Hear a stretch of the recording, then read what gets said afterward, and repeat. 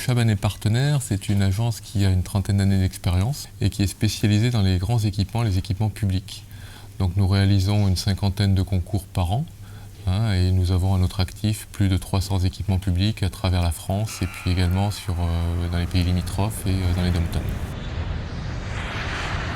Alors tout d'abord, peut-être avant de parler de l'ambition architecturale, refaire un petit préambule sur ce que comporte la salle blanche de l'Essier. Donc c'est un laboratoire de 1200 mètres carrés. Ce laboratoire est spécialisé en microélectronique, donc c'est une conception qui est différente d'autres salles blanches. Et de la microélectronique qui concerne le travail sur ce que l'on appelle des NEMS et des MEMS. Donc on travaille à l'échelle du micro ou de la nanoparticule. On se situe dans un site existant avec une architecture qui est forte, qui a été faite par Dominique Perrault. Donc le but, c'était de trouver le bon équilibre entre insertion et distinction. L'autre point essentiel, c'est d'arriver à marquer la présence de cette école et raconter au travers de l'architecture l'histoire de la microélectronique. C'est pour ça que l'enveloppe générale de notre bâtiment est habillée de métal aux couleurs du silicium. Et cette enveloppe de métal va exprimer la microélectronique à l'image des wafers qui constituent l'élément de base pour les semi-conducteurs. Donc une des idées qu'on a développées également avec Louisa Geoffrey, avec qui j'ai travaillé sur le projet, c'était de créer un écrin technologique. Cet écrin, il s'ouvre sur le monde extérieur par des grandes baies vitrées, donc c'est le hall d'entrée, mais c'est également un écrin qui se protège et qui préserve le secret de la recherche par cette ponctuation, par ces perforations qui viennent se disséminer sur la façade. On accueille à bras ouverts et on s'ouvre sur le monde et en même temps on reste un petit peu dans le secret de la recherche puisqu'il y a des secrets industriels qui vont être créés dans ce laboratoire.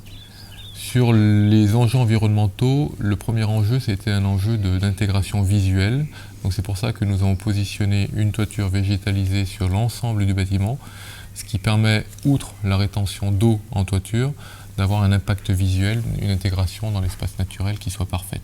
On sait qu'un laboratoire dépense énergétiquement parce qu'il y a beaucoup de traitement d'air, donc de production d'énergie. Et pour cela, nous avons fait un volume qui est très compact, donc déjà qui est économe en termes de déperdition par rapport à l'extérieur. Et l'ensemble de la salle blanche est doublé par une circulation sur les côtés, une circulation qui a certes un caractère d'économie d'énergie, mais c'est une circulation qui va servir également aux techniciens pour pouvoir intervenir et qui va servir également pour du public éventuel ou des entreprises de venir voir travailler à l'intérieur de la salle blanche les scientifiques. Il est important peut-être de situer également le contexte des salles blanches par rapport au quartier qui environne l'Essier.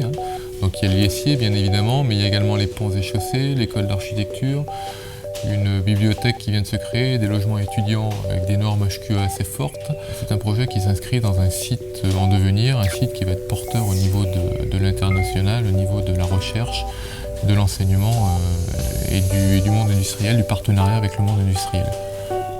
Voilà, c'est toute cette mixité qui fait avancer le débat architectural et qui nous permet de travailler dans de très bonnes conditions.